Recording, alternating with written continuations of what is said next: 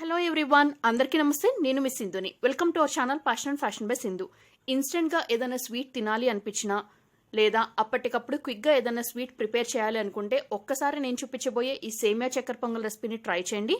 మళ్ళీ చేసుకుని తినేంత రుచికరంగా ఉంటుంది. రెసిపీ ప్రిపరేషన్ కోసం ఫస్ట్ స్టవ్ మీద ఒక పాన్ పెట్టుకున్నాను. ఇందులోకి 1/2 కప్పు పెసరపప్పు వేసుకున్నాను.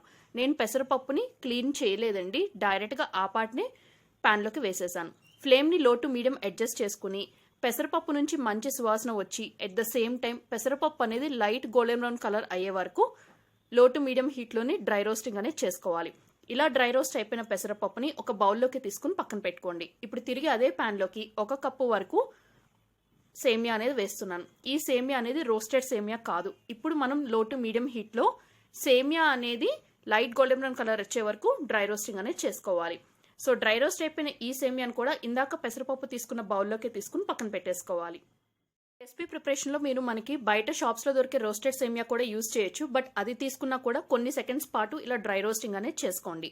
ఇప్పుడు ఇందులోకి సరిపడా వాటర్ అనేది పోసుకుని పెసరపప్పుని సేమియాని రెండింటిని ఒకసారి బాగా వాషింగ్ చేసుకోండి. మనం స్టార్టింగ్లో పెసరపప్పుని క్లీన్ చేయలేదు అని చెప్పాను కదా, సో ఈ స్టేజ్లో వాషింగ్ అనేది చేసుకోండి. తర్వాత ఎక్సెస్ వాటర్ మొత్తం కూడా ఒక జాలి గరిటె పెట్టి డ్రైన్ ఆఫ్ చేసేయండి. మీద ఒక గిన్నె పెట్టుకోండి. ఇందులోకి మీరు ఏ కప్పుతో అయితే సేమియా తీసుకున్నారో అదే కప్పుతో 3 కప్పుల వాటర్ అనేది పోసుకోండి.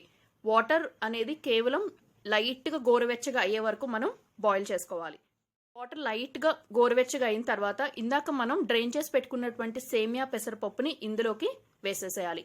ఇప్పుడు కేవలం లో హీట్లోనే సేమియా పెసరపప్పు అనేది మనకి కంప్లీట్గా కుక్ అయిపోయి అలాగే మనం వేసిన వాటర్ కూడా కంప్లీట్గా ఎవాపరేట్ అయ్యే వరకు మనం బాయిలింగ్ అనేది చేసుకోవాలి. మనం రిమైనింగ్ ప్రాసెస్ కోసం స్టవ్ మీద ఒక పాన్ పెట్టుకోండి. ఇందులోకి 3 టీ స్పూన్ల వరకు నెయ్యి అనేది వేసుకోండి. నెయ్యి హీట్ అయిన తర్వాత ఇందులోకి కొన్ని జీడిపప్పు పలుకులు వేసి వాటిని కేవలం లో హీట్లోనే మంచి గోల్డెన్ బ్రౌన్ కలర్ వచ్చే వరకు ఫ్రై చేసుకోండి. ఫ్రై అయిపోయిన ఈ జీడిపప్పు పలుకుల్ని ఒక ప్లేట్లోకి తీసుకుని పక్కన పెట్టుకోండి.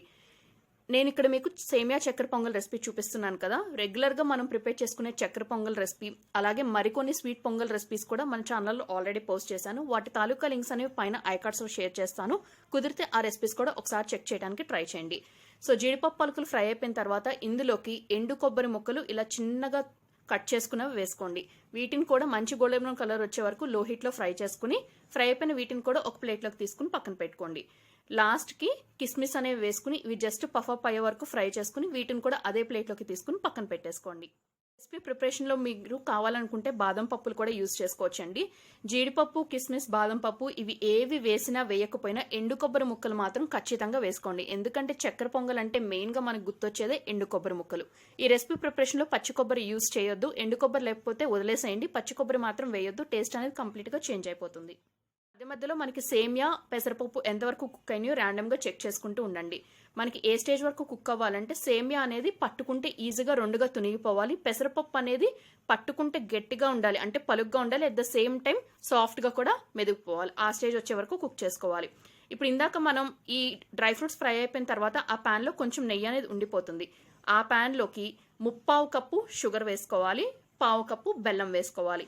మీరు కావాలి అనుకుంటే ఈ క్వాంటిటీస్ని కంప్లీట్ షుగర్తో రీప్లేస్ చేసుకోవచ్చు. అంటే 1 కప్పు షుగర్ కంప్లీట్గా చేసుకోవచ్చు. నేను ఇలా బెల్లం షుగర్ కాంబినేషన్తో ప్రిపేర్ చేస్తే టేస్ట్ బాగుంటుందన్న ఉద్దేశంతో రెండింటి కాంబినేషన్లో తీసుకున్నాను. అలాగే 1 కప్పు వాటర్ కూడా వేసుకుని ఫస్ట్ షుగర్ బెల్లం 2 కంప్లీట్గా కరిగే వరకు కరిగించుకోండి.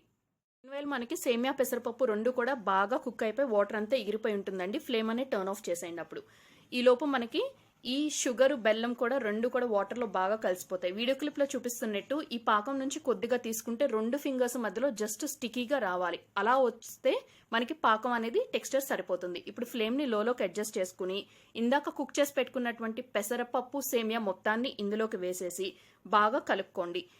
ఈ మిశ్రమం అంతా కూడా మనకి కొంచెం దగ్గరకు వచ్చే వరకు కేవలం లో హీట్లోనే కుక్ చేసుకోవాలి. కుక్ అవుతున్నప్పుడు మీ దగ్గర పచ్చ కర్పూరం అంటే ఎడిబుల్ క్యాంపర్ అంటారు కదా, అది ఉంటే ఒక చిటికెడంత వేసుకోండి. చక్కెర పొంగల్ టేస్ట్ అనేది మరింత రెట్టింపు అవుతుంది. అలాగే 1 టీ స్పూన్ యాలకుల పొడి కూడా వేసుకుని బాగా కలుపుకోవాలి. ఈ ప్యాన్కి సరిపడా ఒక మూత అనేది పెట్టేసి మధ్యలో కలుపుకుంటూ కుక్ చేసుకోండి. ఎందుకంటే ఈ పాకం వల్ల అడుగంటిపోయే ఛాన్సెస్ ఉంటుంది. ఎట్ ద సేమ్ టైం ఇది కుక్ అయ్యేటప్పుడు మీకు టేస్ట్ అనేది మరింత రెట్టింపు అవ్వాలి అనుకుంటే 1 or 2 టీ స్పూన్స్ నెయ్యి కూడా యాడ్ చేసుకోవచ్చు. నేనైతే అడిషనల్గా ఎలాంటి నెయ్యి అనేది యూజ్ చేయలేదు. చక్కెర పొంగల్ అనేది మనం ప్యాన్లోని బాగా గట్టిగా వచ్చేసేలాగా కుక్ చేస్తే అది టైం గడిచే కొద్దీ మనం వేసిన పెసరపప్పు కారణంగా మరింత బిగుసుగా అయిపోతుందండి. సో అలా రాకుండా ఉండటం కోసం కొంచెం సెమీ థిక్ కన్సిస్టెన్సీలో ఉండగానే మనం ఫ్లేమ్ అనేది టర్న్ ఆఫ్ చేసేసుకోవాలి. అలా టర్న్ ఆఫ్ చేసుకుంటే టైం గడిచే కొద్దీ అది పర్ఫెక్ట్ టెక్స్చర్ అండ్ కన్సిస్టెన్సీకి సెట్ అయిపోతుంది. సో ఫ్లేమ్ టర్న్ ఆఫ్ చేసే ముందు స్టార్టింగ్లో ఫ్రై చేసి పెట్టుకున్నటువంటి డ్రై ఫ్రూట్స్ అలాగే కొబ్బరి ముక్కలు కూడా వేసి బాగా కలుపుకుని ఫ్లేమ్ టర్న్ ఆఫ్ చేసి తర్వాత డిష్ అవుట్ చేసుకోండి. నేను చూపించిన ఈ సేమియా చక్కెర పొంగల్ రెసిపీ నచ్చితే తప్పకుండా ఇంట్లో ఒకసారి ట్రై చేసి మీ ఫీడ్బ్యాక్ని నా కమెంట్ సెక్షన్లో షేర్ చేసుకోండి. వీడియో నచ్చితే ఫ్రెండ్స్ అండ్ రిలేటివ్స్కి వీడియో లింక్ ఫార్వర్డ్ చేయండి. మన ఛానల్ని సబ్స్క్రైబ్ చేసుకుని పక్కనే ఉన్న బెల్ ఐకాన్ యాక్టివేట్ చేసుకుని ఆల్ అనే ఆప్షన్ని కూడా తప్పకుండా సెలెక్ట్ చేసుకోండి. మరొక ఇంట్రెస్టింగ్ రెసిపీతో రేపు మళ్ళీ కలుసుకుందాం. Thank you all very much for watching my video.